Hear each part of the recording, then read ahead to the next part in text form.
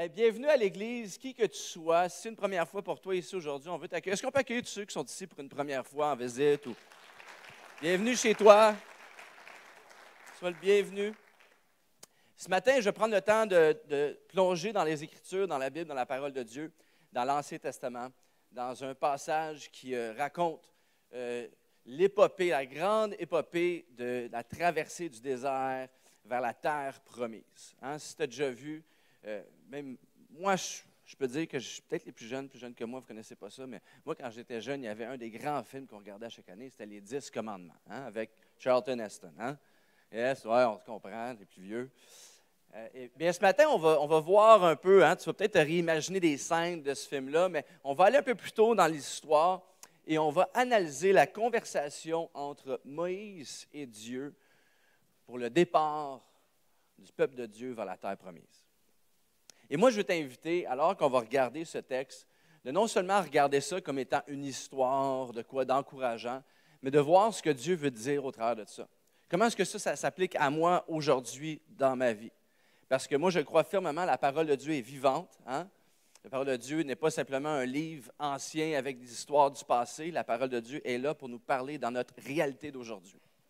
Et si Dieu avait des promesses pour son peuple à l'époque, moi, je crois que Dieu a encore des promesses pour son peuple aujourd'hui. Amen. Dieu a des promesses pour toi. Dieu a un plan pour ta vie. Et puis parfois, on se dit, moi, le plan pour ma vie, il me semble que ça serait plus de gagner les célébrations au Nouvel An. Hein? Que ça fasse bip-bip pour des dépanneurs. Mais souvent, le plan de Dieu ne ressemble pas nécessairement à ce qu'on veut. Mais c'est bien plus grand que ce qu'on veut.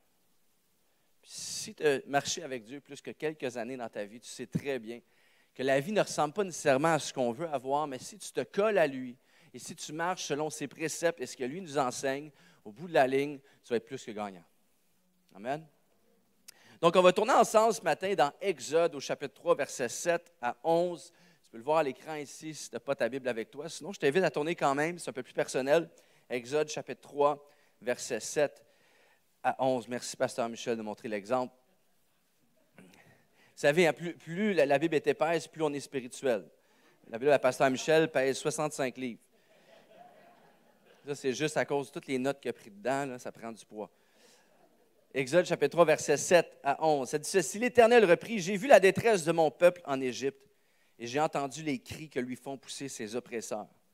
Oui, je sais ce qu'il souffre. C'est pourquoi je suis descendu pour le délivrer des Égyptiens, pour le faire sortir d'Égypte et le conduire vers un bon et vaste pays. Un pays ruisselant de lait et de miel, celui qu'habitent les Cananéens, les Hittites, les Amoréens, les Phéréziens, les Éviens et les Ébousiens. » OK, bon, pas obligé de te rappeler de ça après aujourd'hui, là. On comprend qu'il y a du monde là. À présent, les cris des Israélites sont parvenus jusqu'à moi. J'ai vu à quel point les Égyptiens les oppriment. C'est encourageant. On voit que Dieu voit notre souffrance et Dieu nous entend. Amen. Verset 10. Va donc maintenant, je t'envoie vers le Pharaon pour que tu fasses sortir d'Égypte les Israélites, mon peuple. Et verset 11. Moïse dit à Dieu. Et voici donc, après tout ce long discours, toutes ces grandes promesses, toute cette proximité et bonté de Dieu, voici la réponse de Moïse à Dieu. Qui suis-je, moi, pour aller trouver le Pharaon et pour faire sortir les Israélites d'Égypte? Le titre du message ce matin, puis je ne vais pas trop te faire peur, OK? Il y a un but derrière, ça on comprend plus tard. Le titre du message, c'est « Au risque de ma vie ». Au risque de ma vie. On va prier ensemble. Seigneur Jésus, merci pour ces prochains instants. Merci pour cette journée où est-ce qu'on arrête tout ce qu'on fait pour venir s'asseoir dans ta présence, t'écouter, t'entendre, recevoir de toi, te laisser agir en nous. Seigneur Jésus, je te remercie pour tout ce que tu as fait dans nos vies dans le passé, mais ce que tu veux faire aujourd'hui aussi, Seigneur Jésus. On ne prend pas pour acquis que tes bontés se renouvellent, Seigneur Jésus. On ne prend pas pour acquis que ta parole est vivante et nous parle aujourd'hui. Et on ne prend pas pour acquis que tu as un plan pour nos vies, peu importe ce qu'on a accepté dans nos vies ou peu importe ce qu'on veut. Seigneur Jésus, on se soumet à ton plan aujourd'hui. Et l'Église de Dieu dit Amen, Amen. Au risque de ma vie.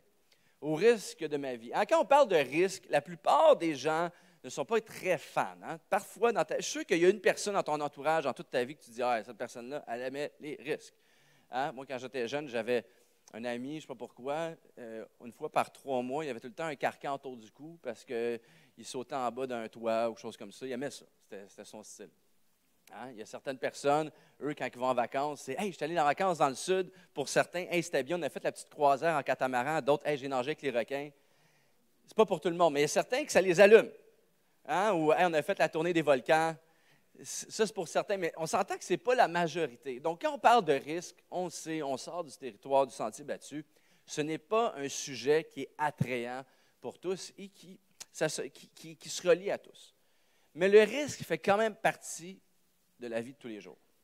Pense à ça. Lorsqu'on prend la voiture, lorsqu'on va quitter après le service et qu'on arrive à l'intersection, on est plusieurs automobilistes sur la route. Hein? Il y a des feux rouges, il y a des lois sur la route et il n'y a aucune personne autour de nous qu'on connaît. Mais pourtant, on leur fait confiance qu'ils ne vont pas me rentrer dedans, hein, ou qu'ils vont respecter le feu rouge quand moi je passe sur le feu vert. Hein, on prend quand même des grands risques et on ne s'en rend même pas compte. Pour ceux qui sont ici, mariés depuis plusieurs années, est-ce que vous vous rappelez du premier moment où est-ce que vous avez parlé à l'un l'autre, hein, la première interaction? Pour certains, hey, ça fait longtemps, ça. Hein, c'est où on s'est rencontrés encore? Je me rappelle, on est tout le temps dans le salon devant la TV, c'est la dernière interaction qu'on a eue. Mais on fait, moi je me rappelle, moi, ma femme, j'ai peut-être déjà rencontré l'histoire, là, mais ma femme, j'ai fait le classique, le genou à terre, comme ça, demande en mariage. Et puis, on était jeunes, puis j'ai peut-être demandé un peu trop tôt, mais j'ai dû faire 3 demandes en mariage pour qu'elle dise oui, finalement. J'ai mis mes choses en ordre, puis elle a finalement accepté. Mais ça a pris des grands risques. Je peux te dire, la 3e fois, j'étais rendu habitué, j'étais un pro. Je peux même donner des cours sur des demandes en mariage. Mais ça comporte un risque, surtout que j'avais eu la brillante idée la première fois de faire ça à Montréal, à l'hôtel Delta à l'époque. Il y avait un restaurant qui tournait en haut. Là, ça n'existe plus. Il y avait ça partout avant. C'était génial. Puis, j'ai pris la peine, devant tout le monde au restaurant, on mange, je me lève, je me mets à genoux, je fais demande en mariage. Je me dis, tout le monde va applaudir, elle va dire oui. Il n'y a pas un chat qui s'est tourné. Le monde m'a même vu. Ah, il y en a qui sont tournés. Ah, continuent à manger leur soupe. C'est encore plus humiliant. Au moins, elle a dit oui. Mais ça comportait un risque. Ça comportait un grand risque. Pense à ta vie. Pense au moment dans ta vie où tu as pris des risques. Tu n'es peut-être pas la personne qui prend le plus de risques dans la vie. Ta vie est en ordre. Ton alarme sonne à la même heure depuis 35 ans. Tu soupes à la même heure. Mais il y a quand même des endroits dans ta vie où est-ce qu'il y a des risques qui ont été impliqués. Moi, je sais que pour moi, lorsqu'on parle de risque avec ma femme, je disais à ma femme le titre hier soir, « Hey, demain matin, le titre du message, ça va être « Au risque de ma vie ». Elle fait « Oh boy! » Tu y vas fort. J'ai dit « Ouais, mais je me dis, quand on prêche, il faut prêcher un peu ce qu'on vit aussi. Il faut être un témoignage de ce qu'on parle. » Elle dit « En tout cas, là-dessus, je t'ai marié, du risque, on en a connu. Hein? Tu m'as traîné aux 4 coins du monde. Hein? On a vécu à Gatineau, en Australie, à Paris, en France. Puis là, on revient vers le confort à Laval. Là. Il y a un peu moins de risques. On connaît les chemins pour aller à l'épicerie, puis tout ça, puis ça va bien. Mais je le sais pour moi, puis j'ai peut-être pas une vie typique, mais à chaque fois que j'ai pris des risques vers ce que Dieu m'appelait à faire, hein, parce que c'est une chose de prendre des risques vers ce que moi j'ai goût de faire, mais vers ce que Dieu m'appelait à faire, même s'il y a eu des hauts et des bas, je peux te dire aujourd'hui avec assurance que je ne changerai rien au monde par rapport à cette trajectoire. Je ne changerai rien au monde. Dans le passage qu'on voit, on voit Dieu qui entend le cri de son peuple, leur souffrance en esclavage depuis longtemps. Ils n'en peuvent plus. OK, tu es supposé être le Dieu qui m'entend, qui m'écoute, hein, qui a déjà fait cette prière. Et je suis encore là, ici, dans ma souffrance, mais Dieu les entend. Et Dieu leur déclare qu'ils ont une terre promise pour eux. Il y a une promesse qui les attend. Il y a une promesse qui les attend. Et la direction vers cette promesse commence avec cette conversation-là que Dieu a avec Moïse, et ça implique un risque. La promesse implique un risque. Il y a une étude qui a été faite il y a un certain temps avec un groupe de personnes qui avaient 95 ans et plus. La moyenne d'âge dans le groupe était de 95 ans et plus. C'était des personnes âgées. OK? Je fais attention aujourd'hui, puisque tu sais, on dit 50 ans, c'est le nouveau 40 ans, 40 ans, c'est le nouveau 30 ans. Fait on dit tout qu'on est jeune éternellement. Mais à 95 ans, on peut se le dire, tu es une personne âgée. Et puis, 95 ans et plus, le groupe. Et on leur pose la question, si tu avais à recommencer la vie, quelle est la chose que tu ferais différemment? C'est quoi la chose que tu ferais différemment? Et unanime, peut-être pas unanime, mais à 98% environ, des gens ont répondu prendre plus de risques. Pas j'aurais dû investir dans ce fonds d'investissement-là pour ma retraite plus que celui-là. Pas j'aurais dû éviter d'avoir des échecs. Ou j'aurais peut-être dû avoir plus d'argent, une plus grande maison. Prendre plus de risques. Quand on y pense sincèrement, lorsqu'on regarde les gens dans ce monde qui ont du succès, il y a toujours non seulement un échec, mais plusieurs échecs liés sur le chemin du succès. Du plus grand succès à la plus petite victoire, toutes les victoires sont le résultat d'un échec après l'autre. Pensez, si tu as des amis, j'espère que tu en as, si tu n'en as pas, il y a les groupes connexion, hein, on a toutes les informations sur le site web. Mais par rapport aux amitiés, hein, et puis alors que le temps file, avance dans la vie, on a des amis qu'on a pour tout au long de notre vie. Certains amis sont là pour une saison de notre vie, mais ça implique un risque d'entrer dans une amitié avec quelqu'un. Ça implique un risque d'être un ou une amie pour quelqu'un, parce qu'on prend le risque d'être trahi, d'être blessé. Hein? Vous avez peut-être déjà vécu. Abandonné. On s'ouvre à cette personne-là, on fait confiance à cette personne-là, et parfois la confiance peut être brisée. Et malgré que parfois certaines relations ont échoué, je suis sûr et certain que vous ne regrettez pas d'avoir pris le risque d'être ami avec cette personne-là aujourd'hui. Ça fait qui on est. Hein, les gens autour de nous, présente-moi tes amis, je vais te présenter ton futur. Les gens qui nous entourent font qui nous sommes aujourd'hui sur le chemin de la vie. Ce sont des gens qui nous accompagnent sur le chemin de la vie, mais ça implique un risque. Relation amoureuse, ça c'est un risque. Hein, je parlais un peu plus tôt. Est-ce que tu te souviens de la première fois que tu as parlé à ta femme ou ta femme, la première fois que tu as parlé à ton mari? Hein, essaie d'aller en arrière longtemps. Puis, dépendamment de ta personnalité, hein, la stratégie, c'était peut-être, hey, je vais être subtil, je vais être le Roméo subtil.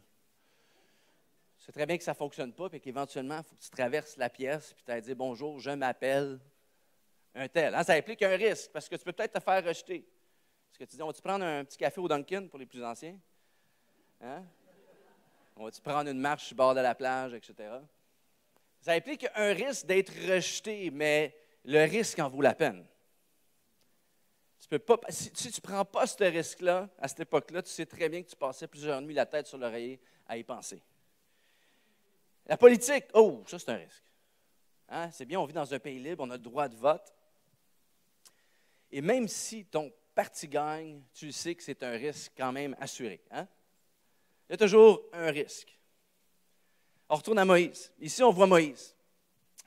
Quand on regarde au contexte, quand on regarde à Exode chapitre 2, le chapitre juste avant, alors Exode chapitre 3, chapitre 2 juste avant, on voit Moïse qui a été élevé dans le palais égyptien. Hein? Il fait partie du peuple, c'est un homme qui est né avec le peuple hébreu, il est hébreu. Hein? Alors, je ne vais pas entrer dans tous les détails, il finit par arriver et grandir dans le palais égyptien. Si tu veux plus de détails, va lire Exode ce soir, au lieu de regarder tout le monde en parle. Ensuite, Moïse grandit dans le palais égyptien. Ça va bien. Un peuple puissant à l'époque, d'influence. Un enfant qui a grandi dans un endroit qui ne devait même pas grandir. Il vient du peuple esclave de cette nation puissante. Et au travers des incidences et des circonstances, Moïse commet un meurtre. Moïse fait une erreur qui change la trajectoire complète de sa vie. Il se sauve à Madian, une région. Et il finit par vivre à Madian pendant 40 ans. L'homme qui avait la faveur de Dieu sur sa vie, l'homme qui avait le monde à sa disposition, l'homme qui avait toutes les opportunités pour avoir du succès. Une mauvaise décision qui altère sa vie. De prince d'Égypte à berger, à Madian, à travailler pour son beau-père. Maintenant, on peut le voir comme une malédiction, mais en même temps, si tu es quelqu'un qui a passé par ce chemin-là, hein, où est-ce que tu fais des erreurs, on sait que Dieu rachète les choses.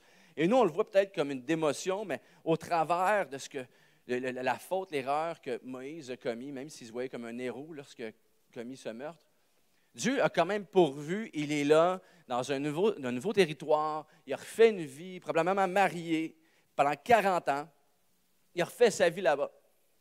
Il n'a pas fini dans le fond d'une prison. Dieu a comme racheté sa vie. Et là, et Dieu vient lui parler à l'âge de 83 ans. Moïse a fait des erreurs. Il accepte la vie qu'il a maintenant. C'est déjà mieux que ce qu'il pensait avoir après tout ce qu'il a fait. Mais c'est quand même bien.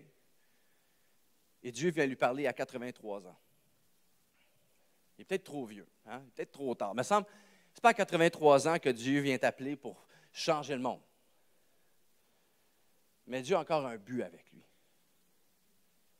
Et peut-être que ça, c'est toi. Peut-être que tu te dis, j'ai quand même eu une bonne vie, j'ai une bonne vie, j'ai marché sur la ligne fine, j'ai fait quelques petites erreurs, j'ai accompli bien des choses, je suis rendu là, je suis accompli, je suis rendu à l'endroit où est-ce que je voulais être, je suis confortable. Et tu te dis, j'ai accompli le but. Mais la course n'est pas finie. Tu vois, tant qu'on respire ici sur cette terre, Dieu va être en constante communion avec nous. Dieu veut nous amener non seulement de la justification, mais à la sanctification, où est-ce qu'il nous amène sur une trajectoire qui nous transforme de plus en plus à son image. Donc, tant que je respire, Dieu a un plan et un but pour ma vie. De non seulement vivre pour moi dans le confort que je me suis établi, mais d'entrer dans la direction de la promesse que lui a pour moi et pour son peuple. Parfois, la meilleure façon que Dieu puisse nous parler et nous amener à la prochaine étape, c'est d'enlever les éléments qui nous rendent confortables autour de nous. Maintenant, alors que je prêche, je ne t'encourage pas, je ne t'invite pas à retourner chez toi après, vendre tout ce que tu as, aller vivre dans la rue à Montréal pour quêter, juste pour challenger le risque que Dieu veut faire avec toi. Mais je parle vraiment de ce que Dieu nous interpelle à faire avec nos vies personnellement au travers de sa parole de Dieu. Chacun d'entre nous ici, il y a des domaines de nos vies où est-ce qu'on sait que Dieu veut agir et faire de quoi. Dieu a une promesse. Ce n'est pas toujours de changer le monde, mais parfois c'est simplement de se battre pour son mariage.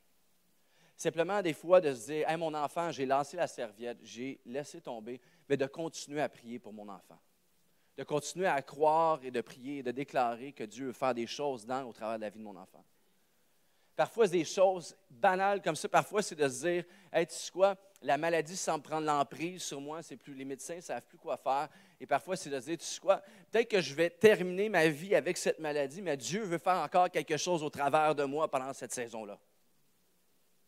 C'est ça le risque. C'est ça le pas de foi. Ça, c'est la foi. Et Moïse, ici, donne une image, au travers du texte qu'on lit, une image de ce que c'est d'avoir une promesse de Dieu, mais que c'est toujours rattaché à nous qui devons prendre un risque. 83 ans. On se dit 83 ans. Moi, j'ai 38 ans. Ah, c'est drôle. Okay. On ne va pas commencer à être mystique. Mais même à mon âge, j'ai 38 ans. Il y en a beaucoup qui disent, ah, ouais, arrêtez, jeune. Mais même à mon âge, je me dis, ouais, il me semble que je veux ralentir un peu. Tu sais, je veux être safe. Je veux prendre des pas un peu plus judicieux, plus sages, plus safe. Mais je sais que Dieu me parle constamment quand je suis en relation avec lui. Puis s'il me parle et s'il me montre des choses dans ma vie, que ce soit pour devenir à l'image un peu plus de qui lui il est, ou que ce soit d'accomplir des choses qui me mettent à cœur, s'il me parle, eh bien, il va mettre les choses en place pour que je puisse prendre les pas et accomplir les choses qu'il veut faire au travers de ma vie. Maintenant, Moïse est à un carrefour. Donc, quand on parle de risque, on parle d'une décision qui doit être prise. Et c'est le même carrefour auquel on fait face dans des saisons de nos vies où est-ce que Dieu nous parle vraiment d'une façon forte, profonde, où est-ce qu'on sait qu'on doit faire une action, qu'on doit prendre une action concrète. Est-ce que je reste à Madian dans mon confort? Parce que si je ne fais pas ça, ce n'est pas comme si le monde va s'écrouler. Si je reste dans mon confort ici, je peux naviguer correctement, je peux avancer, puis j'ai déjà mon billet pour le ciel, ça va. Ou est-ce que je vais marcher vers la terre promise par la foi? Est-ce que je vais prendre un risque et sortir ou simplement vivre dans ma zone de confort pour toujours? Hein, je dis j'ai 38 ans, moi je me considère comme si je vieillis et j'approche, je vais avoir 40 ans bientôt. Hein? La crise de la quarantaine, la corvette, le bateau. Je n'ai pas l'argent pour ça, mais au moins ça n'arrivera pas. Mais je me rends compte, de plus en plus, je vieillis moins. De plus en plus, je veux vraiment rester un peu plus confortable. Avant d'aller à la ronde, j'aimais ça, c'était cool, c'était le fun, mais tu regardes la ronde, la moyenne d'âge, hein, c'est en bas de 40 ans. Tu sais. Si tu regardes des sports extrêmes, là, ceux qui vont en vélo en bas des montagnes, là, avec des pierres, puis tout ça, puis des gros jumps, des backflips, tout ça, la moyenne d'âge, c'est pas trop élevé. Hein? Si tu regardes ceux qui font des casse-têtes, la moyenne d'âge. Hein? Oh, mais attends, essaie de le faire avec les yeux bandés. Sport extrême. Hein? C'est comme si, alors qu'on progresse dans la vie, on dit j'en ai fait assez, là. Hein? Je vais m'asseoir dans attends, on va se calmer avec les risques. Mais Dieu, c'est ça qui est incroyable avec le royaume de Dieu, c'est l'inverse constamment. Nous, on se dit, plus je vieillis, plus je ralentis. Dieu est comme, non, plus tu vieillis, plus je veux t'envoyer, plus j'ai une mission pour toi. Plus que j'ai un monde à changer autour de toi, dans ton cercle social, avec ta famille, tes voisins, ton quartier, ton église, ton monde. Tu vois, à Madian, là, où est-ce que Moïse est rendu depuis 40 ans dans le désert avec le beau-père, la femme, tu sais, tout ça, là, les bergers, ça va bien, il s'est indiqué, bel petit job. Hein? C'est confortable, il n'y a pas de risque, mais il n'y a pas de récompense. Tu vois, à Madian, la vie est prévisible, mais en Égypte, il y a le plan de Dieu. Quel est ton Égypte? Ou quel est ton Madian, ta vie de confort? Il n'y a rien de mal avec le confort, la routine, si Dieu t'appelle à vivre dans cette saison-là. Mais si Dieu t'appelle à aller en Égypte, quel est ton Égypte? Quel est ton appel? Donc Dieu vient vers Moïse, à Madian, il l'invite à prendre le pas de foi vers l'Égypte. Verset 11. Verset 11. Moïse dit à Dieu, « Qui suis-je, moi, pour aller trouver le Pharaon et pour faire sortir les Israélites d'Égypte? Qui suis-je, moi? » Tu vois, je parle de paradoxe, hein, de royaume avec des principes inversés quasiment, où est-ce que dans la vie, on se dit, c'est même une loi du leadership, avant de diriger les autres, dirige ta vie, mets ta vie en ordre, et ici, on voit Dieu qui vient voir un meurtrier pour diriger son peuple. C'est un peu l'inverse de notre logique. Hein? Planifie tes choses, mets tes choses dans la bonne direction, prépare-toi, mets de l'argent de côté, fais ça, prends des cours, d'élocution, de leadership, puis deviens le dirigeant du peuple de Dieu pour aller vers la terre promise. Non, Dieu arrive, puis l'invite à sauter toutes ces étapes-là et dire, je veux que tu diriges 2 millions de personnes en dehors de l'Égypte. Non seulement ça, il y a un petit obstacle devant ça, le Pharaon ne voudra pas les laisser aller, mais tu vas être correct avec ça, vas-y, tiens, prends les clés, vas-y. Je comprends que Moïse répond, « Qui suis-je, moi, pour faire ça? Qui suis-je? » Voici l'erreur que Moïse a faite. Et c'est la même erreur qu'on fait à chaque fois. Lorsque Dieu nous appelle à faire quelque chose, lorsque Dieu nous appelle même que ça soit juste changer qui on est un peu, parce qu'on n'est pas parfait. Hein? Aussitôt que Dieu nous parle, on a le réflexe de ne pas regarder à lui, mais de regarder à nous. On regarde à nos habiletés, à nos expériences, à nos finances, à nos ressources, à notre réseau, nos talents, nos dons. On pense à qu'est-ce que nous, on peut faire, on a déjà fait. Et on ne prend jamais en ligne de compte que la personne qui me demande ça, c'est le Dieu créateur de l'univers. Où rien n'est impossible pour lui. On a tendance à oublier que la personne qui me demande de faire ça me dit, si je t'appelle, je vais t'équiper. Si je t'appelle à faire ça, tu n'as peut-être pas le potentiel, mais moi, je vais te donner le potentiel par mon Saint-Esprit. Moi, je vais te donner la vision, je vais infuser la vision en toi par mon Saint-Esprit. Le moment qu'on met Dieu dans l'équation, puis je sais que j'ai des témoins ici, tu as passé par des moments difficiles dans ta vie, où tu as eu une vie comme qu'elle est aujourd'hui, mais Dieu a agi. Tu le sais qu'aussitôt que Dieu est dans l'équation, ça change tout. Aussitôt que je me mets à regarder à Dieu plutôt qu'à moi, je réalise que finalement, le risque va peut-être être possible. Puis qu'au pire, si ce n'est pas possible, bien, lui va être avec moi tout au long du chemin.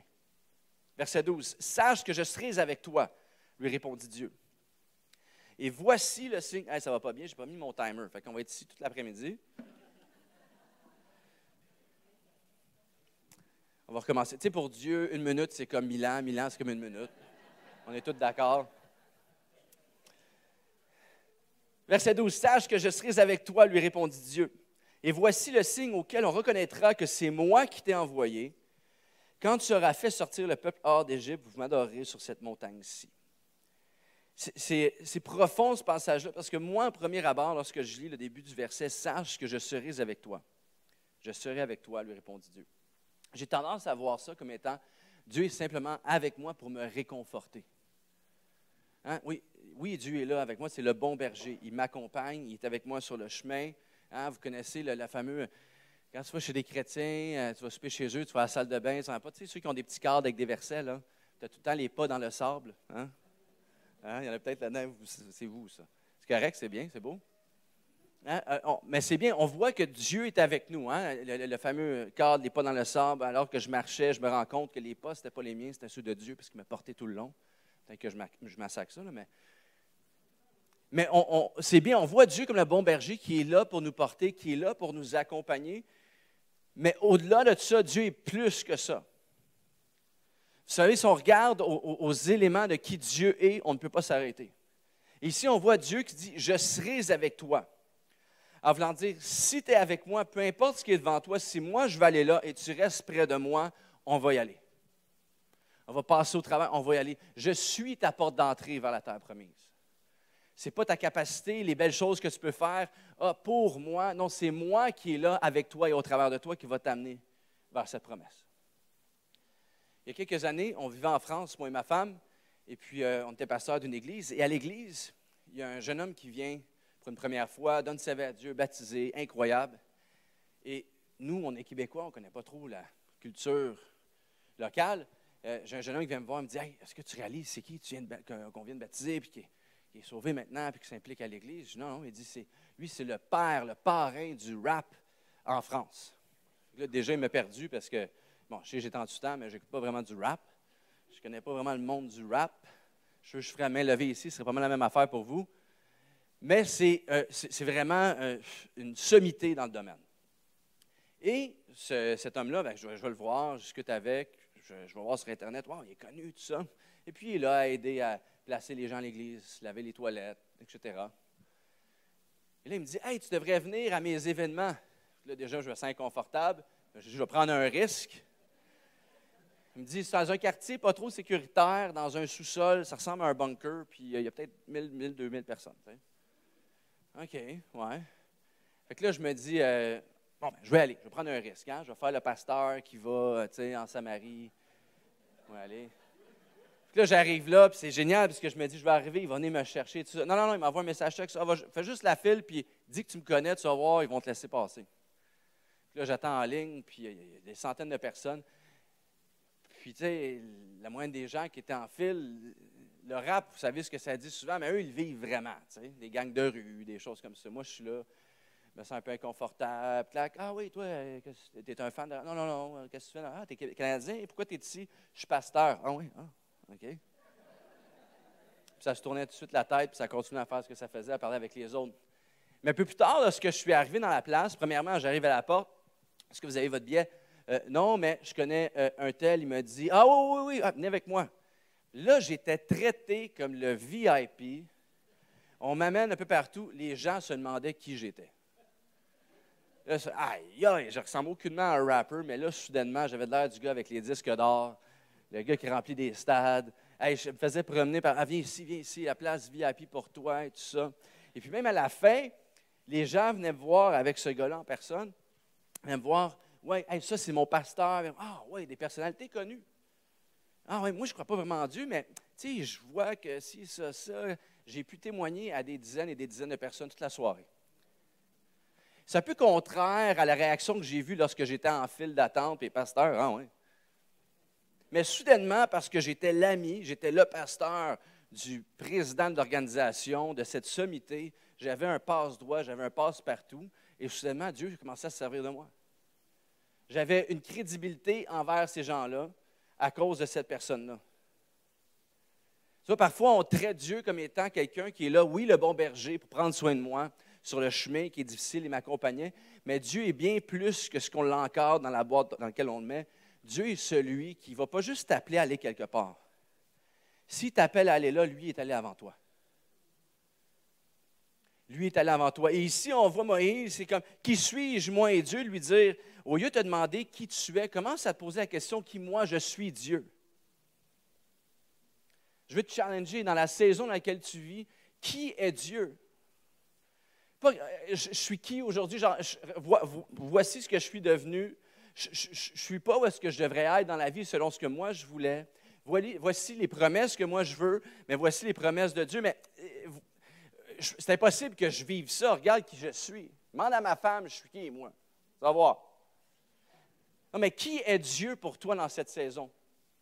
Qui est Dieu? Parce que si tu savais qui Dieu était pour toi, tu ne douterais jamais de ce qu'il veut pour toi. Hein, Dieu dit, je suis le grand je suis. Hein? Tu commences à réfléchir et te dire, OK, bon, il est pas mal plus que moi. Hein, si on regarde le contexte à Moïse, ici, Dieu, c'est celui qui a appelé un homme infertile de 75 ans à avoir une descendance jusqu'à 2 millions de personnes ici. Puis Dieu demande à Moïse, « Hey, cet homme-là avec qui j'ai fait l'impossible, je veux encore faire l'impossible avec toi et sortir mon peuple vers la terre promise. » Si j'ai appelé ce peuple-là à l'existence au travers d'un miracle à l'époque, est-ce que tu ne penses pas que je peux encore une fois accomplir ma promesse au travers d'eux, malgré là où ils sont rendus? Rien ne peut m'arrêter. Quand tu regardes à Dieu, quand je regarde à Dieu, je sais que Dieu est le grand je suis. Je suis la vie en toi. Je suis la vie en toi. Si ce n'était pas Dieu et sa vie, on ne serait pas ici aujourd'hui. Je suis la vérité malgré le doute, malgré que parfois j'oublie la vérité, je commence à réfléchir à ma propre manière. Je suis la vérité. Je suis le bon berger qui prend soin de toi. Dieu est le bon berger qui prend soin de toi. Je suis la lumière du monde dans ta noirceur. Je suis le chemin et la porte d'entrée à la terre promise. Pas tes acquis, pas tes dons, tes talents, tes avoirs, ce que toi tu veux. Je suis la porte d'entrée à la promesse que j'ai, le plan que j'ai pour ta vie.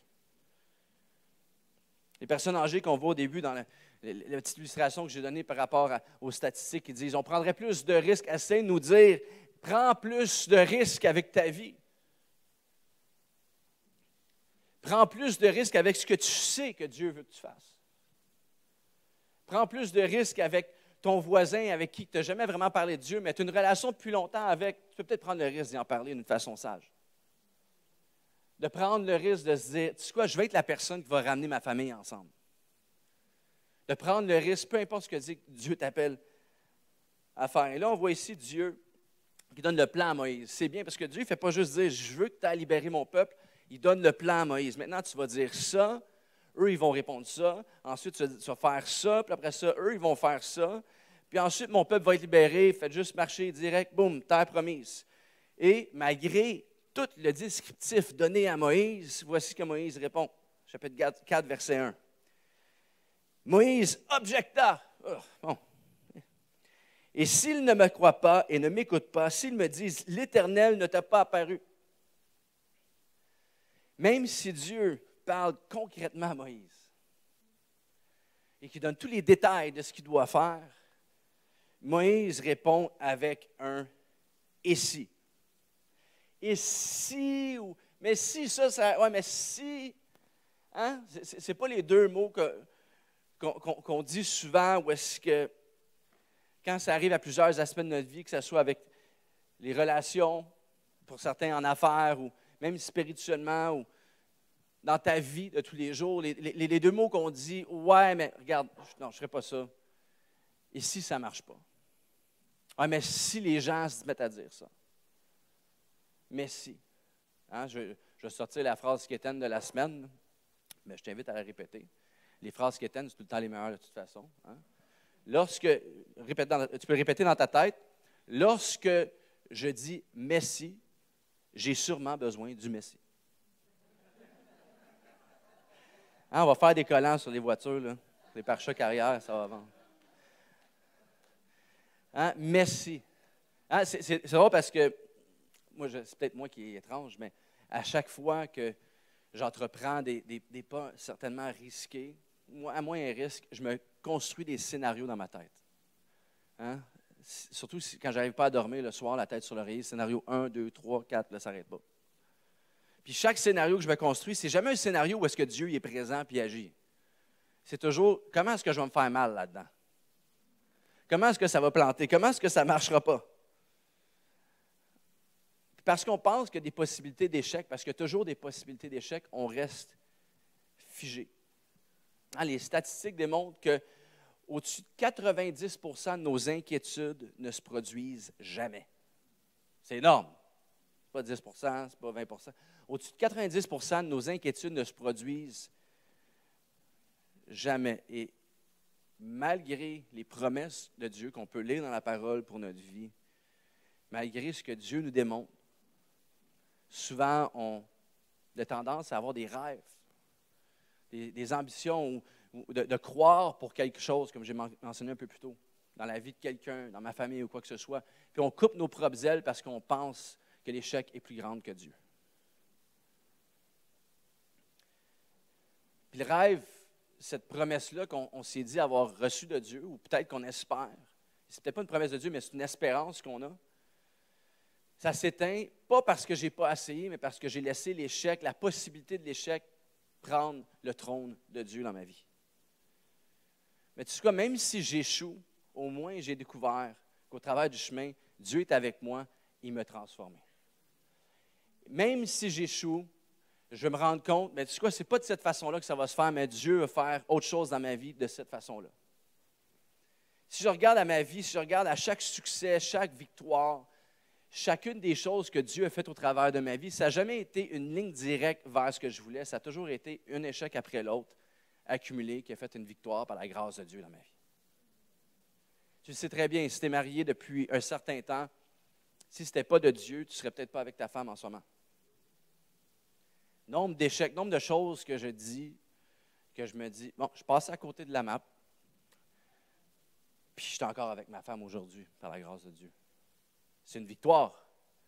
Mais accumulation d'échecs en échec en échec vers la victoire, portée par la grâce de Dieu, parce que Dieu ne nous appelle pas à avoir du succès avec notre vie, Dieu nous appelle à avoir de la foi en lui. Chapitre 4, verset 2 à 8, j'ai bientôt terminé. Qu'as-tu dans la main, lui demanda l'Éternel. Un bâton? Jette-le par terre. Moïse jeta le bâton par terre et celui-ci se transforma en serpent. Moïse s'enfuit devant lui. Mais l'Éternel lui dit, tends la main et rattrape-le par la queue. Moïse avança la main et saisit le serpent qui redevint un bâton dans sa main. C'est pour qu'il croie que l'Éternel, le Dieu de leur ancêtre, le Dieu d'Abraham, d'Isaac et de Jacob, t'est réellement apparu. Puis l'Éternel continua, mets ta main sur ta poitrine. Moïse mit sa main sur sa poitrine, puis la ressortit. Elle était couverte d'une lèpre blanche comme la neige. Remets ta main sur ta poitrine, lui dit Dieu. Il l'a remis. Quand il l'a ressortie, elle était redevenue saine. Si donc ils ne te croient pas, lui dit l'Éternel. Et s'ils ne sont pas convaincus par le premier signe miraculeux, ils croiront après le deuxième. Ce que Dieu essaie de dire à Moïse ici, c'est que peut-être que tu penses que j'ai une provision pour toi, mais que ça ne sera pas assez. Peut-être que tu penses que mes choses ne sont pas préparées d'avance. Mais sache une chose, mes pensées sont au-dessus de tes pensées, mes voies sont au-delà de tes voies, sont au-dessus de tes voies. Ce que je veux faire en toi et au travers de toi, c'est bien plus que ce que tu n'as jamais vu au travers de ta vie. J'ai une provision pour toi. Ce que tu as dans ta main, il semble petit et insignifiant, peut-être un bâton, mais je vais me servir de ce que j'ai placé dans ta vie, ce que j'ai fait avec toi, qui tu es, qui j'ai créé, a une intention derrière. Chapitre 4, verset 10. De grâce, Seigneur, dit Moïse. Un autre excuse, je n'ai pas la parole facile.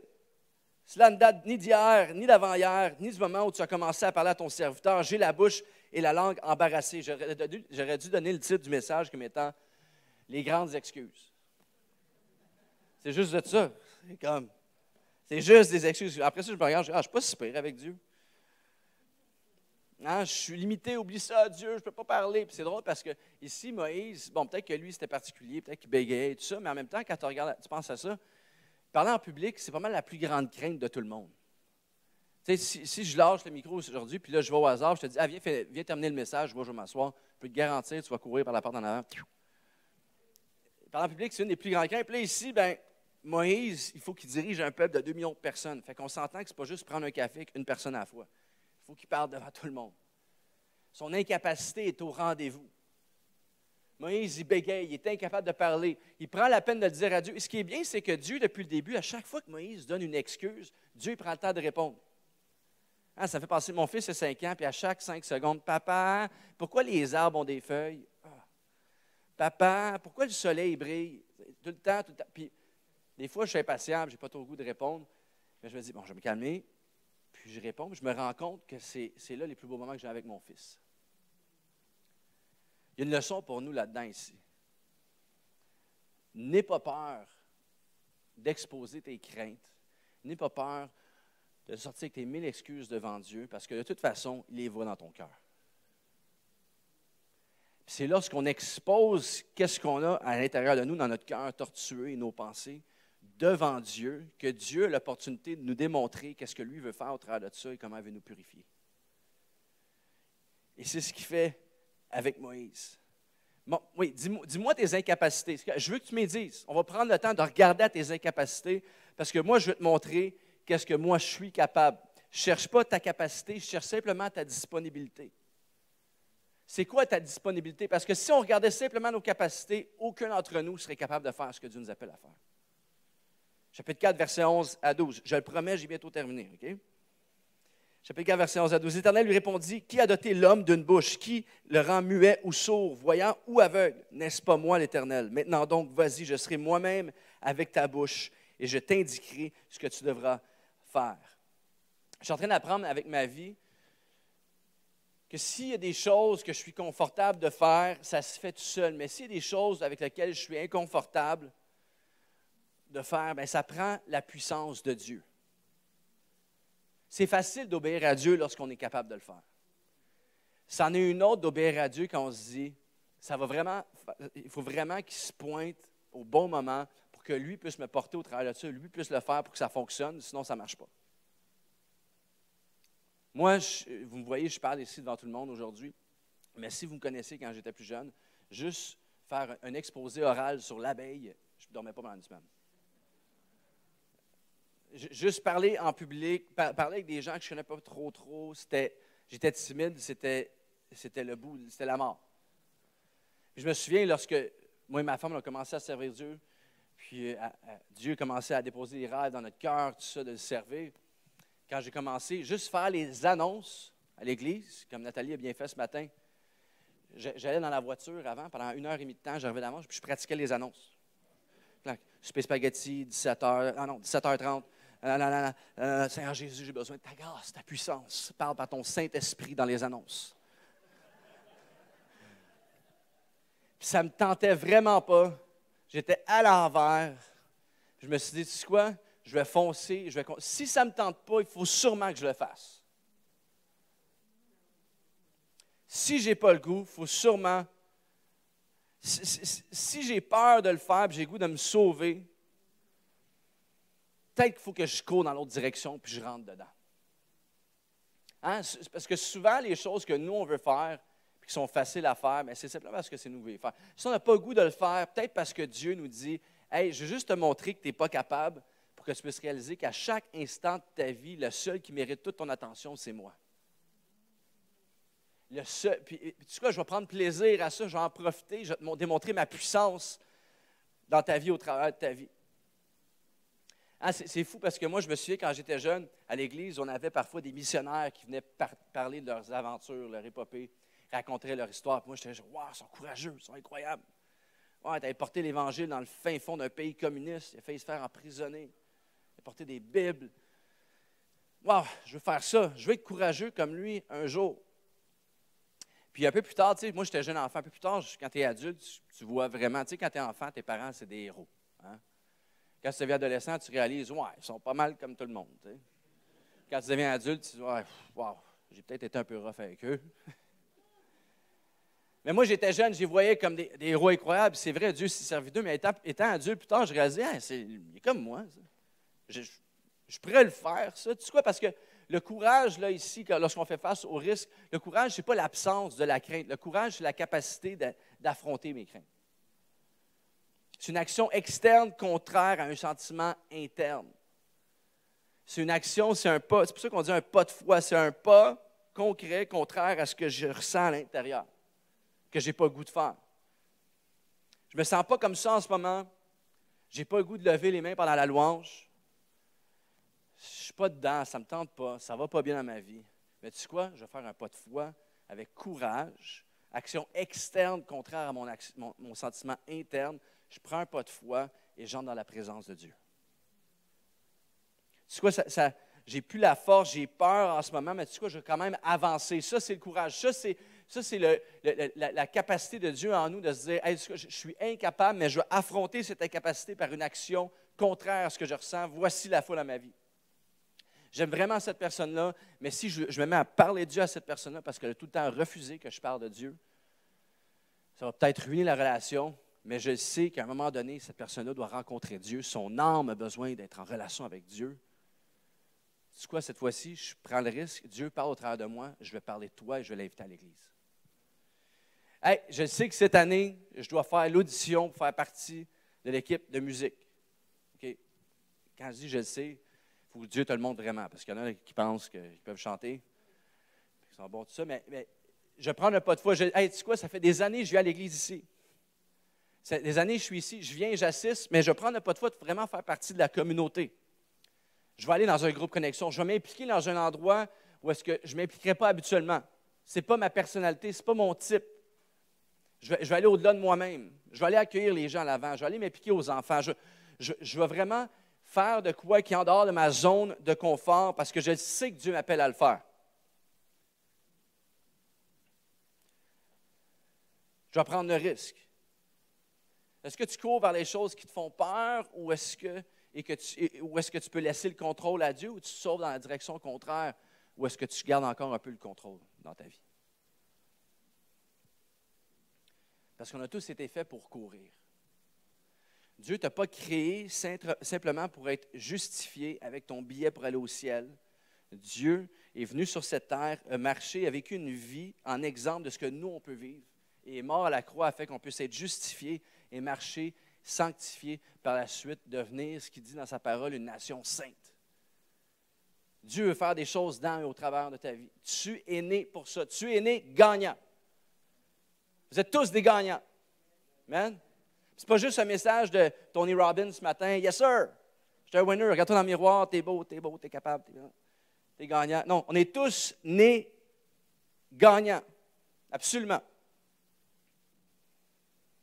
C'est quoi ton nom? Michael. Michael. Je sais que, bon, à ton âge, ça se pose comme question. Tu as quel âge, Michael? 35 ans. Super. Tu es un petit jeune. Moi, j'ai 38. 36. Toi, tu as pris un risque par la foi. OK, fait 36 ans. Eh bien, il y a un peu plus de 36 ans, tu étais tout petit. Microscopique, tu étais un petit tétard, un spermatozoïde. OK? Dessiné par Dieu, placé par Dieu. Tu étais tout petit, puis tu étais l'homme de l'heure. Puis tu avais plein d'amis. Tu étais vraiment populaire. Tu avais plus de 100 millions d'amis autour de toi. Là, tu te poses la question que quand tu déménages Facebook, tu demandes de l'aide, personne ne vient, pourtant tu en as 100 millions d'amis. C'est bizarre. Mais tu avais 100 millions d'amis autour de toi. Puis une fois, tu étais avec tes 100 millions d'amis, tu étais là. Et là, vous entendez parler qu'il y a une course.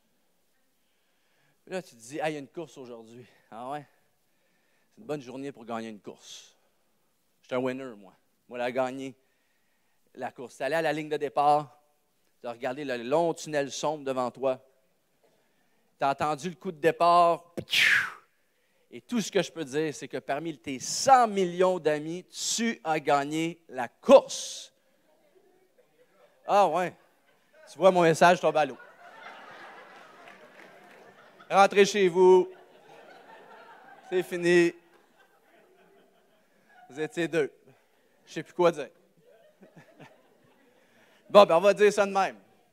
Vous étiez deux à gagner. Fait que deux winners. Deux gagnants. Hey, je suis tombé sur un jumeau. Tabarouette.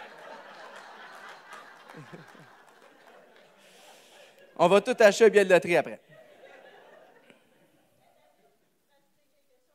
Il est triplet?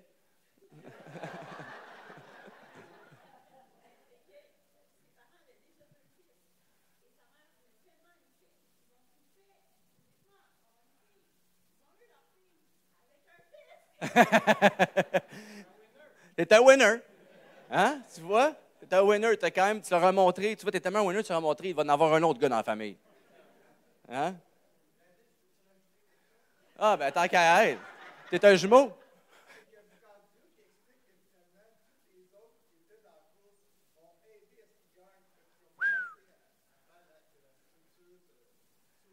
Wow! Wow! Ben là, juste avec ça, je peux prêcher encore 8 heures. Il y a tellement d'analogies avec ça. Non, mais c'est incroyable. Hein, quand on pense à ça, la science, tout ça, derrière ça. Puis dans le monde qu'on vit, on se dit, ben, c'est un hasard. Hein, sur 100 millions, juste ça a tombé. Dieu t'a créé avec un but. La parole de Dieu nous dit qu'il t'a dessiné dans le ventre de ta mère. C'est pas juste un hasard, tu as un but, tu es ici avec une raison. Et la parole de Dieu dit, peu importe qui tu es, peu importe, moi quand je me regarde, je me dis, ouais, le gym, c'est pas assez, la diète, c'est pas assez. Mais Dieu dit quand même, je suis une créature merveilleuse. Amen. Tous les jours de ta vie étaient déjà écrits dans son livre avant que ton calendrier personnel commence. Le plan que Dieu a pour ta vie aujourd'hui, c'est le même qu'il avait depuis le début de l'éternité pour ta vie, pour toi. La parole de Dieu dit, je connais les plans que j'ai pour toi, des plans de paix et non de malheur. Il y en a, tu te dis, il me semble que je vis plus de malheur que de paix. Chaque fin de mois, ouf. Il ne dit pas qu'il n'y a pas de malheur. Mais il dit qu'il y a de la paix pour toi au travers du malheur. Des plans de prospérité et d'espérance. La Bible dit, je suis confiant que celui qui a commencé une œuvre en moi va la terminer. Et les femmes disent Amen. Et ce que j'aime ici, puis je ne vais pas rentrer dans un débat théologique, mais si on regarde juste comme ça, je suis le peuple élu.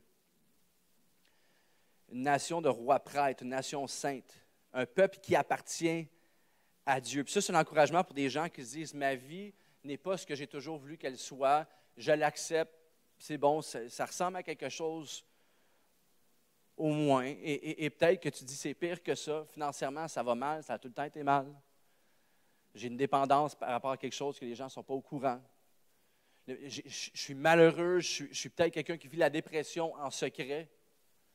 Sache que tu n'appartiens pas aux choses que je viens d'écrire, ta vie appartient à Dieu. Et Dieu a toujours le dernier mot. Avant, j'étais dans les ténèbres, aujourd'hui, je suis dans la... C'est de quoi, quand on est chrétien, qu'on est habitué de dire et d'entendre régulièrement? La bonne nouvelle du Seigneur Jésus qui est venu sur cette terre, qui a vécu la vie qu'on ne peut vivre et qui est mort sur la croix, ressuscité le troisième jour, la bonne nouvelle, c'est de quoi qu'après un certain temps, on devient familier et ça perd un peu comme sa puissance pendant qu'on se le dit. Mais quand on y pense, imagine où est-ce que tu es supposé être en ce moment si ce n'était pas de Dieu. J'étais dans les ténèbres, maintenant je suis dans la lumière. Donc, peu importe la noirceur que je peux traverser, sa lumière est plus grande. Plus petite la lumière, dans la plus grande noirceur, plus grande la lumière brille. Tu es un gagnant. Tu es un gagnant dès le début. C'est fou comment Dieu fait les choses. Ce n'est pas comme si le dernier spermatozoïde va être, va ouvrir le chemin ou quoi que ce soit. Non, il y en a un dans les 100 millions qui va être qui tu es aujourd'hui. C'est toi qui vas tracer le chemin. Donc la question, c'est quand est-ce que tu as arrêté de gagner? Quand est-ce que tu as commencé à perdre? Eh bien, c'est le moment où j'ai arrêté de prendre des risques. Quand est-ce que j'ai arrêté de grandir dans ma foi avec Dieu? Eh bien, c'est le moment où est-ce que j'ai arrêté de prendre le risque de m'exposer à Dieu. Quand est-ce que j'ai arrêté de voir la provision de Dieu dans ma vie? Parce que souvent, la majorité des provisions de Dieu dans nos vies se produisent, mais on ne le voit pas. Quand est-ce que j'ai arrêté de prendre le risque de m'arrêter et de me dire, OK, non, Dieu a pourvu, il va pourvoir encore. Pas de foi dans les petites choses. Je termine avec ceci, Marc chapitre 8, verset 35 à 36. En effet, celui qui est préoccupé de sauver sa vie la perdra. Mais celui qui perdra sa vie à cause de moi et de l'Évangile la sauvera. Si un homme parvient à posséder le monde entier, à quoi cela lui servirait-il s'il perd sa vie? Est-ce que je suis prêt à prendre un pas de foi au risque de ma vie avec Dieu? C'est un risque. Mais les chances que je puisse vivre le plan que lui a pour moi sont assez élevées. Si je prends le risque de marcher avec lui dans ce qu'il m'appelle à faire. Je t'invite à pencher la tête, fermer les yeux, puis je vais inviter l'équipe de musique à avancer. Dieu nous appelle tous et chacun ici ce matin à prendre un risque. À chaque fois qu'on est dans une conversation avec Dieu, qu'on lit la parole, qu'on prie, qu'on expose notre âme à Dieu, il y a un risque d'impliquer d'en ressortir transformé et changé. Pas nécessairement comme qu'on veut, mais comme que lui veut et comme que lui a pour nos vies. Et la seule façon qu'on peut être heureux dans la vie et accompli, c'est seulement si on marche dans ses voies et ce que lui a préparé pour nous. Et peut-être que tu es ici ce matin, tu as des rêves dans ta vie que tu n'as jamais pu vraiment faire, tu n'as jamais pu vraiment accomplir, tu n'as même jamais pu essayer. Mais tu sais que ça vient de Dieu, puis c'est en toi. Puis ce matin, tu te dis, tu sais quoi? Je prends le risque, je ne prends pas de foi. Peut-être que pour toi, c'est de laisser aller, faire face à une dépendance qui embourbe ta vie. Puis tu te dis, tu sais quoi? Je ne prends pas de foi, c'est un risque, ça me fait peur, ça sort de ma zone de confort, mais je vais sortir de là. Je ne prends pas de foi. Ça peut être un projet personnel, ça peut être de servir à l'Église, comme j'ai mentionné un peu plus tôt. Mais tu sais quoi, je ne veux pas limiter ça aux exemples que je donne. Toi, tu te vois avec Dieu. Toi, tu es avec Dieu en ce moment, les yeux fermés. Ton âme exposée. Je t'invite à laisser Dieu parler à toi. Dieu, montre-moi c'est quoi ton appel pour ma vie, dans mon monde. Où est-ce que moi j'en suis? C'est où qu'il faut que je prenne un risque et que je te fasse confiance? Parce que je sais que tes promesses sont plus grandes que mes inquiétudes. Je sais que tes promesses sont plus grandes que ce que je veux pour ma propre vie. Je sais que tu préfères au-delà de ce que je pourrais même demander par ma vie si je te fais confiance. Donc Dieu, je veux te faire confiance ce matin. Prends ma vie, au risque qu'elle ne soit pas ce que je veux, mais ce que tu veux faire par ma vie et dans ma vie. Seigneur Jésus, je te prie, je te remercie pour chaque personne ici ce matin. Je te remercie parce que tu es avec nous ici aujourd'hui. Je te remercie parce que ta parole est vivante et nous parle encore aujourd'hui.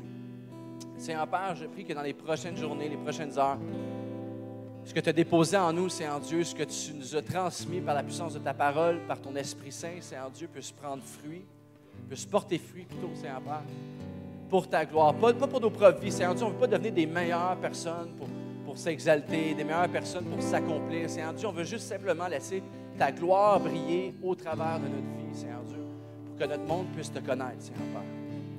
Et pour tous ceux qui sont ici, qui sont venus avec un besoin, Seigneur Père, je te prie pour ta paix qui surpasse toute intelligence.